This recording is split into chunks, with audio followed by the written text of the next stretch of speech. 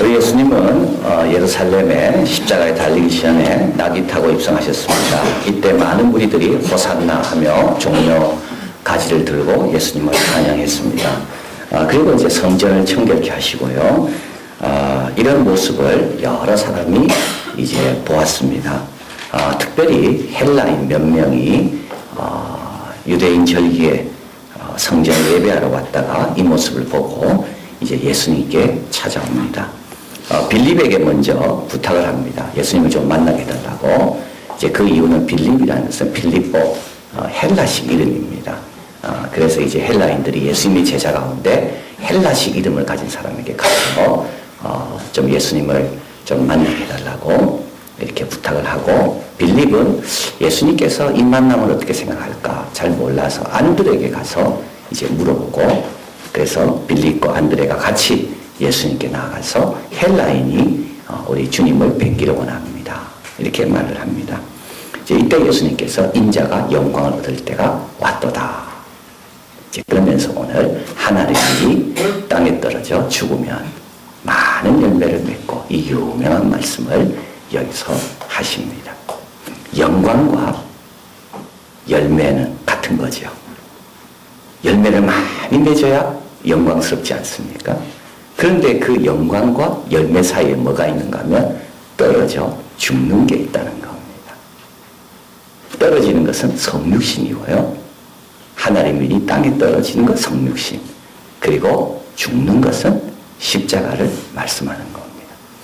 인자가 영광을 얻을 때가 왔도다. 이 말은 이제 십자가를 질 때가 왔도다. 참 중요한 내용입니다.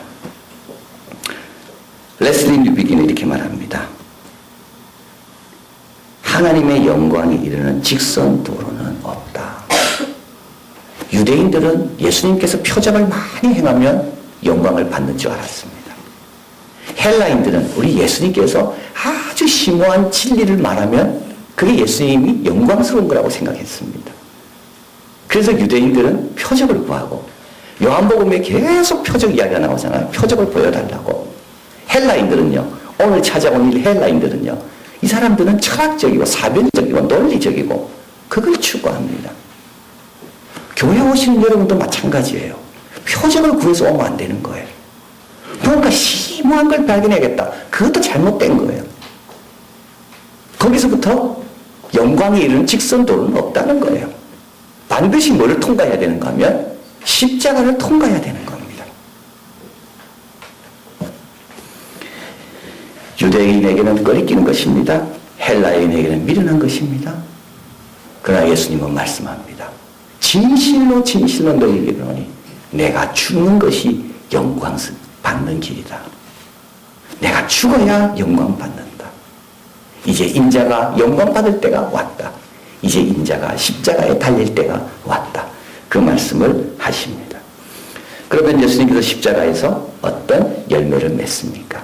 땅에 떨어져 죽으면 많은 열매 맺는다 그랬는데요. 십자가에서 돌아가시면서 우리 주님이 어떤 열매를 맺습니까? 첫 번째, 십자가에서는 계시의 열매가 맺힙니다. 계시라는 것은 뚜껑을 열어 보여주는 겁니다. 뭘 열어서 보여줍니까? 하나님께서 이 세상을 얼마나 사랑하시는지를 보여주시는 겁니다. 아들을 죽기까지 사랑하시는 계시의 열매. 십자가 지기 전까지는 예수님이 아무리 이야기해도 하나님이 우리를 사랑하는지 아는지, 하나님의 사랑이 도대체 어떤 건지, 예수님의 죽으심에 대해서 11세기의 유명한 이탈리아의 학자 안셀름은 이렇게 설명합니다. 하나님께서 인류를 구속하실 때 하나님의 두 속성이 개입된다. 하나는 자비고 하나는 공이다. 자비 때문에 하나님은 구속을 원하신다. 하나 되기를 원하십니다. 화목되기를 원하십니다. 하나님 가까이 되기를 원하십니다. 하나님 사랑 때문에 그렇습니다. 그런데 어떻게 이들을 구속할 것인가? 어떻게 화목해 할 것인가? 이거는 하나님의 공의가 결정한다. 하나님의 공의는 뭡니까? 죄의 값을 치르는 겁니다. 만약에 하나님께서 죄인이 아닌 사람과 똑같이 취급한다면 이 세상의 도덕적 기초는 다 무너지는 겁니다. 하나님은 죄인과 무지한 사람과 똑같이 취급하지 않습니다. 하나님은 다르게 취급하시는 거예요. 그럼 이 죄인들을 어떻게 취급하실 겁니까? 벌을 받아야 되는 거죠. 근데 그 벌을 누구에게 주셨다고요? 아들에게 주신 겁니다. 죄 없는 아들을 보내시고 죄 없는 분은 아들밖에 없거든요. 그 방법밖에 없거든요. 아들이 죄값을 치르게 하신 다음에 우리를 받으시는 겁니다. 여기에는 뭐가 나타났나요? 하나님의 공의가 계시되는 겁니다. 뭐가 나타나십니까? 하나님의 사랑이 나타나는 겁니다. 십자가예요. 오늘 우리 예수님은 내가 민망하여 죽게 되었다. 무슨 말을 하겠는가? 27절에 이렇게 말씀합니다. 이해가 되지 않는 구절이죠. 당당하게 십자가 적어도 있는데 왜 예수님은 갑자기 민망하여 죽게 되었다. 이 민망하다는 말은 충격, 흥분, 극도의 불쾌감. 왜 예수님은 갑자기 말씀하십니까? 우리 예수님은 십자가 위에서 이제 하나님을 만나게 됩니다. 어떤 하나님입니까? 그동안 만났던 자비의 하나님, 사랑의 하나님, 나를 기뻐하는 하나님이 아닙니다. 십자가 위에서 만난 하나님 어떤 하나님입니까? 심판하신 하나님, 죄를 벌주는 하나님. 예수님은 지금 십자가 위에서 인간 대신 그 자리에 있는 겁니다. 그 하나님을 이제 만나는 거예요. 그게 두렵고 괴로운 거예요. 우리 예수님은 이렇게 기도하죠. 나를 구원해달라고. 나는 그런 하나님을 만나기 싫다고. 나에게 너무 어색한 하나님. 내 아버지는 나를 너무 사랑하신 하나님인데 나를 버리시고 진노하시고 심판하는 그 모습을 내가 만나야 되니 나를 구원해달라고. 그러나 예수님께서 순간 깨닫습니다. 내가 이때를 위하여 내가 왔다. 하나님의 사랑의 추진력이 나를 이곳까지 인도했다. 그리고 하나님께 기도하죠. 아버지여, 당신의 이름이 영광을 받으시기를 원합니다. 그 말은 뭡니까? 십자가에서 당신의 그 속성과 성품이 다 드러나기를 원합니다. 하나님의 공의가 드러나기를 원합니다. 하나님의 사랑이 온전히 드러나기를 원합니다. 십자가 위에서 당신이 인간을 얼마나 사랑하는지, 그래서 십자가를 가리켜서 창문이라고 말합니다. 렌즈라고 말합니다. 하나님의 사랑에 대해 포커스를 맞춰주는 렌즈, 활짝 열어서 보여주는 렌즈. 하나님께 영광, 하나님의 영광 받으시기 원합니다. 이사야 53장 11절 같이 있습니다. 앞에 있습니다. 같이 있습니다. 가라사대 그가 자기 영혼에 수고한 것을 보고 만족히 여길 것이라. 나의 의로운 종이 자기 지식으로 많은 사람을 의롭게 하며 또 그들의 죄악을 친히 담당하리라. 우리 하나님께서 오늘 말씀하십니다. 내가 이미 영광을 얻었고 또 영광을 얻으리라. 이 말은 뭡니까? 오늘 이사야 53장에 의하면 내가 만족한다. 만족입니다. 내가 온전히 드러난 것에 대해서 나는 이제 만족한다. 십자가의 어떤 열매입니까? 계시의 열매입니다. 여러분, 하나님을 알고 싶으면 십자가로 가야 돼요. 표적으로 가면 안 돼요. 심오한 철학적으로 가면 안 돼요. 미련하게 보이고 꺼리끼는 것 같아도 하나님을 알고 싶으면 십자가로 가야 되는 거예요. 거기에서 하나님은 비로소 만족하시는 거예요. 두 번째로 십자가에서는 어떤 열매가 맺힙니까? 세상 임금에 대한 심판이 이루어집니다. 31절 같이 있습니다. 이제 이 세상에 심판이 일어났으니 이 세상 임금이 쫓겨나리라. 이 세상 임금은 누구입니까? 사탄입니다. 이 사탄이 쫓겨나는 겁니다. 십자가 위에서 쫓겨납니다. 타락 이래로 아담 자손들을 결박시켜왔던 사탄입니다. 하나님의 축복으로부터 끊임없이 우리를 멀어지게 하도록 유혹하는 것이 사탄입니다. 두려움과 죄책, 오류로 인하여 우리에게 권세를 휘둘러온 게 사탄입니다. 병이 와도 이 병이 누구 죄 때문인가 생각하면 여러 사람들이 힘들게 하는 것이지. 그게 오류죠, 오류. 진리가 아니고. 진리를 알면 자유롭게 되는데 사탄은 끊임없이 누군가의 탓이고 누군가의 원인이 있고 우리로 하여금 끊임없이 오류 속에서 헤매도록 하는 것이 사탄인 것. 학문 속에도 들어가 있습니다. 문화 속에도 들어가 있습니다. 세상 질서 속에도 들어가 있습니다. 내 속에도 들어와 있는 거예요. 우리 예수님이 오실 이유는 뭡니까? 요한에서 3장 8절. 하나님의 아들이 나타나신 것은 마귀의 일을 멸하려 하십니다. 바로 이런 이유 때문에 사탄은 그 처음부터 끝까지 예수님을 유혹하고 예수님을 방해하고 예수님께 호소하기도 하고, 하나님의 아들이여 우리를 멸하러 왔습니까? 베드로를 입을 통하여 예수님이 십자가 못 지도록 계속 방해하고, 우리 예수님께서 십자가형으로 돌아가신 이유가 있습니다. 우리 예수님은요 그냥 죽어도 돼요, 우리 죄를 위해서. 근데 왜 굳이 십자가에 돌아가셨을까요? 유대인들은 하나님을 회방하면 돌로 쳐서 죽입니다. 스데반은 돌로 쳐서 죽임 당했습니다. 그것도 순교입니다. 그것도 대속의 제물이 될 수 있는 거죠. 죽으면 되니까요. 근데 왜 십자가에 죽습니까? 십자가는 뭡니까? 십자가는 정치범입니다. 십자가에 패에 붙었는데 그게 뭐가 패가 붙습니까? 유대인의 왕이라는 패가 붙습니다. 유대인의 왕으로 여기는 자만이 십자가 처형을 당하는 겁니다. 빌라도가 예수님께 묻습니다. 내가 왕이냐? 예수님 말씀합니다. 내 말과 같이 내가 왕이라. 내가 이를 위하여 났으며 이를 위하여 세상에 왔나니 곧 진리에 대하여 증거하려 하며 무릇 진리에 속한 자는 내 소리를 듣느니라. 왜 십자가입니까? 예수님은 왕입니다. 어떤 왕? 보이는 세계와 보이지 않는 세계를 다스리는 왕. 그 왕이 당신의 백성을 구속하기 위하여, 피로 사기 위하여 자신을 바치는 겁니다. 그때부터 왕권이 이 땅에 회복되기 시작하는 겁니다. 셀리 스미스가 적은 퀸 엘리자베스 2세에 보면 다음 내용이 나와 있습니다. 이제 2013년이 되면 우리 퀸 엘리자베스 여왕이 즉위한 지는 이제 고전에 했고요. 대관식, 이제 관을 쓴 지는 만 60년이 됩니다. 엘리자베스와 여왕은 성형수술을 전혀 하지 않는답니다. 머리 스타일은 한 번도 바뀐 적이 없대요. 머리 스타일 자주 바꾸는 사람은 믿을 만한 사람이 안 된답니다. 그래서 여왕의 머리 스타일을 보면서 많은 사람이 이 여왕은 믿을 만하다고 생각한답니다. 머리 스타일 그대로 간대. 저도 그대로 지금 자꾸 이상하게 머리 스타일 바꾸는 사람들이 있어. 바꾸지 마세요. 그대로 가세요. 처음 가질 때 잘 가져야 돼요.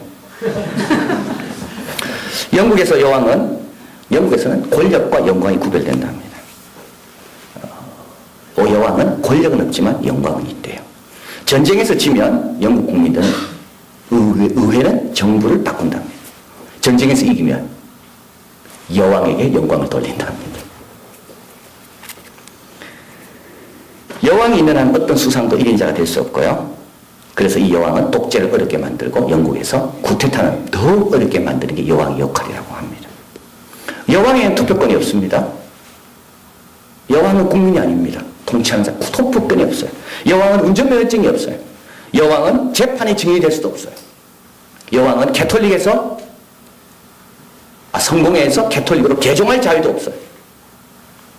그러나 운운할 권리, 권장할 권리, 경고할 권리만 여왕은 갖습니다. 대관식 날 53년도죠. 1953년 25살입니다. 26살 때 이제 대관식을 하고 25살 때 즉위하게 되는데요. 이때 대관식 날 남편과 나란히 걷지 않습니다. 남편은 뒤에 떨어져 가야 돼요. 왕과 남편은 다른 거예요. 왕이기 때문에, 왕은 한 명이기 때문에. 그리고 남편에게는 관을, 왕관을 주지 않습니다. 29개의 악대, 27개의 마차, 인도, 파키스탄, 말레이시아, 호주, 캐나다, 50개국 나라를, 이 커먼웰스가 그러죠. 50개국을 대표하는 나라 13,000명이 행렬이 대관식 날 여왕 앞으로 여왕을 따라서 온답니다. 그런데 중요한 것은 엘리자베스 퀸 엘리자베스 2세는 자기가 누군지를 분명히 알고 있다는 것. 그는 대관식을 앞두고 온 국민에게 크리스마스 메시지를 전하면서 이렇게 기도 부탁을 합니다. 당신의 신이, 당신이 섬기는 신이 누구지 간에 나에게 제발 이렇게 기도해달라. 하나님께 드리는 엄숙한 약속을 수행해낼 수 있는 지혜와 용기를 나에게 주시도록, 내가 살아있는 동안 우리 하나님에게 충실히 복종할 수 있도록 나를 위해 기도해달라. 퀸 엘리자베스 2세는 독실한 기독교입니다. 이 책에서 처음부터 끝까지 그의 독실한 기독교 계속 강조합니다. 대관식 선서하는 날에 제일 중요한 부분은요, 왕관을 받는 시간이 아니랍니다. 제일 엄숙하고 이제부터 비로소 당신은 왕이다라고 이제 알리는 그런 의식은 왕관 의식이 아닙니다. 우리는 왕관이라 생각하지만 왕관 의식이 아닙니다. 기름 붓는 의식입니다. 성유, 축성. 이때는 장갑도 벗어요. 예쁜 옷 다 벗어요. 그리고 흰 옷만 입습니다. 소박한 옷을 입습니다. 그리고 캔터베리의 대주교가 거룩한 기름으로 기도하면서 이마와 어깨와 손에 기름을 붓습니다. 이때부터 그는 왕이 되는 거예요. 왕관이 아니에요.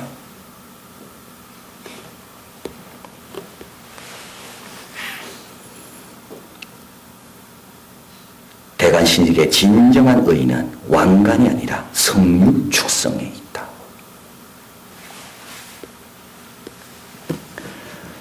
왕 중에 왕의 허락을 받아야 왕이 되는 겁니다.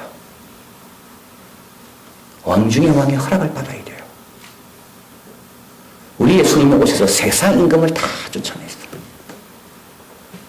그 왕들은 다 왕 중에 왕의 허락을 받아야 제대로 통치할 수 있는 왕인 거예요. 겸손히 낮아질 때. 우리 예수님께서 십자가에 달려 돌아가실 때 마태복음 좀 다르게 보도합니다. 마가는 다 어두움이 있었다 그랬죠. 그러나 마태는 어두움만으로 끝내지 않습니다. 십자가에 돌아가심을. 성서 휘장이 찢기고요. 땅이 진동하고 바위가 터지고 지진이 일어나고 무덤이 열리고 성도의 몸이 일어나고. 이건 뭡니까? 새로운 통치가 시작된다는 거예요. 십자가에서는 우리가 보는 일만 아니라 보이지 않는 엄청난 일도 일어났다는 것을 우리가 꼭 기억해야 됩니다. 우리는 십자가에서 우리가 보는 게 단 줄 알지만 십자가에서는 보이지 않는 악한 사탄의 세력이 그의 머리가 짓밟히는 그런 놀라운 일이 일어났다는 거예요. 근데도 고난이 있다고요? 그 고난은 우리의 성화를 위한 고난일 뿐입니다. 이제는 바뀐 거예요. 자, 그래서 십자가에서는 만족, 하나님의 만족. 두 번째, 십자가에서는 정복, 세상 임금에 대한 정복. 마지막으로 십자가에서 또 한 가지 열매가 맺힙니다. 오늘 32절 같이 읽어봅니다. 인자가 들리면 모든 사람을 내게로 이끌게 하리라. 세 번째 십자가에서 맺는 열매는 이거는 성화. 모든 사람을 내게로 이끌게 하리라. 내게가 중요합니다. 모든 사람을 십자가로 이끄는 게 아니라요. 십자가로 가면 십자가가 어디로 이끌입니까? 주님을 잘 따라가게 한다는 겁니다. 근데 앞에 참 중요한 말이 나와 있죠. 앞에 주님께서 나를 섬기는 자는 나 있는 데 있을 것이다 라는 말이 나옵니다. 20절. 사람이 나를 섬기려면 나를 따르라. 나 있는 곳에 나를 섬기는 자도 있으니 사람이 나를 섬기면 내 아버지께서 저를 귀히 여기시리라. 맞는 말이에요. 다 알아요. 근데요, 주님 섬기는 게 쉽지 않아. 주님 섬기기 쉽습니까? 쉽지 않습니다. 주님을 섬겨야지 주님 있는데 거하고, 주님 있는데 거해야지 아버지께서 귀히 여겨주시는데, 주님 섬기러 가다가 그 앞에 얼마나 많은 장애물들이 있는지 우리 예수님도 말씀하셨습니다. 그게 뭐라고? 좁은 길이라고 해요. 좁은 문이고 좁은 길이라서 찾는 이가 얼마 없다고요. 근데 그것을 돌파해 나가는 비결이 하나 있다면 인자가 들려야 하리니 십자가에 달린 나를 볼 때 나를 따를 수가 있다는 말입니다. 알리스트 맥그레스가 적은 십자가 돌아가라는 보면 한 친구를 소개합니다. 영국 북쪽을 이 친구는 여행하게 됩니다. 옥스포드를 떠납니다. 이 사람은 옥스포드 신학과 교수이기 때문에 이제 옥스포드 이야기를 하고 있는 거죠. 그 친구 이야기를. 옥스포드를 떠납니다. 너무 아름다운 거예요, 새벽에. 그래서 하나님을 찬양합니다. 와, 하나님 감사합니다. 하나님 느껴지네요. 할렐루야. 이러면서 쫙 갑니다. 근데 친구 집을 방문해요. 친구는 병으로 죽어가고 있어요. 거기서 하나님은 발견할 수가 없는 거예요. 그래서 이 친구가 돌아오면서 어떻게 좋은 세상에서는 하나님을 발견하면서 어둡고 힘든 곳에는 나는 하나님을 발견할 수가 없을까? 하나님은 양쪽에 다 계실 건데 우리 선입관 때문이라는 거예요. 형통하면 하나님의 축복이고 잘 안 되면 하나님이 나를 싫어하는 거고 이거는 우리의 선입관 때문이라는 거예요. 그래서 옥스퍼드 이 친구는 돌아오면서 하나님 어디서나 하나님을 발견할 수 있는 그런 사람이 되게 해주십시오. 어디서나 찬양할 수 있는 그런 사람이 되게 해주십시오. 아름다운 태양, 아름다운 여명, 아름다운 광경 앞에서만 하나님께 감사하는 자가 아니라 죽어가는 환자 앞에서도 하나님이 너와 함께 하심을 발견하고 하나님의 뜻이 있음을 발견하고 찬송하는 그런 사람이 좀 되게 해달라고. 근데 어떻게 됩니까 그게? 십자가에 달린 예수님을 바라볼 때 되는 거예요. 십자가 위에서 용서하신 예수님을 바라볼 때, 십자가 위에서 죽기까지 복종하시고 아버지께 다 맡긴 예수님을 바라볼 때,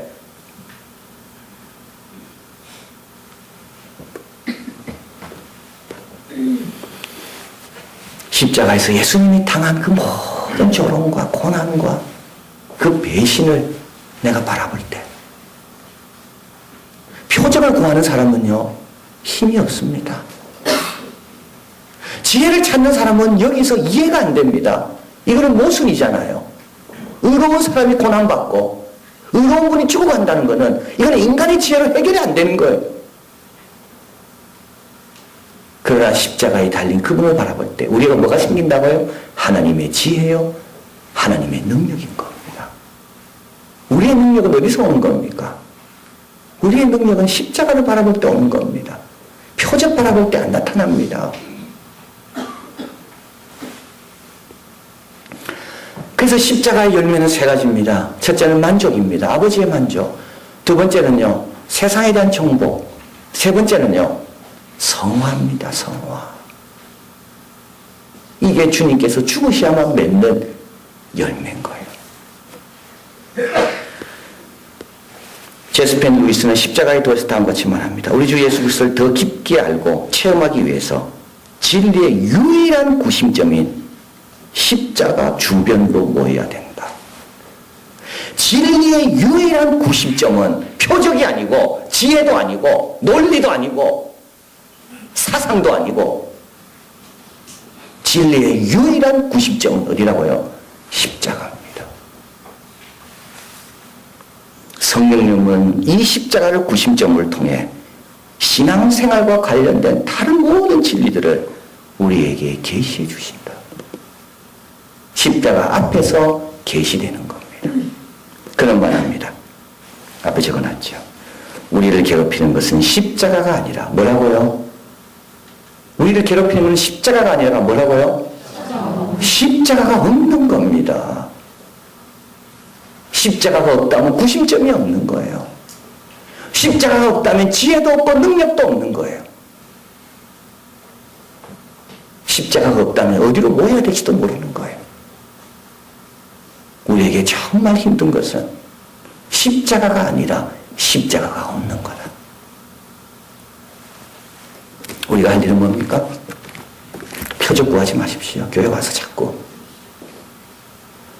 고상하고 신비롭고 뭐 이런 지혜도 구하지 마세요. 우리는 누굴 찾는다고요? 십자가에 못 박히신 그리스도를 찾는 거예요. 그러면 하나님의 지혜와 능력을 그 십자가를 통해 우리에게 주어질 것이고 우리는 하나님을 만족해 하며 세상에 이미 얻어놓은 승리에 함께 동참하고 날로 날로 주님께 가까이 가는 귀한 자들이 될 줄 믿습니다. 기도하겠습니다.